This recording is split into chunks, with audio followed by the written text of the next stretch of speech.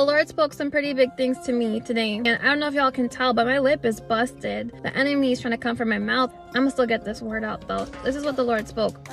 The wicked are about to get a front row seat to God's glory in the earth.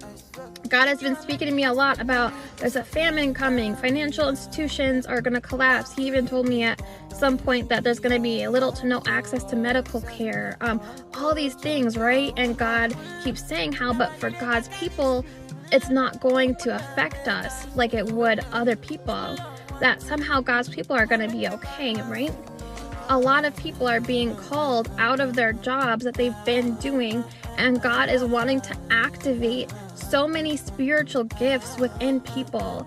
There are people with gifts of healing, gifts of prophecy, gifts of teaching that they don't even know they have. During this time that God had shown me, there's going to be little to no medical care, right? Somehow miraculous healings are going to be happening.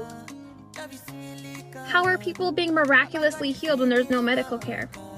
Because God's people, it is our time to shine. It is God's time. It is God's time to shine. God is going to be performing miracles in the world while the wicked are falling. God's people are elevating.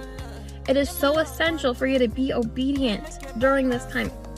If what you've been doing used to work well for you and now it's not working well for you and you can't figure out why there's like a blockage, don't fight that. Don't fight that block. Pivot. That's a pivot point. Our obedience as Christ followers is so critical for what God is about to do in the world. Get on this investment now, you guys, because when God moves, he's about to really move.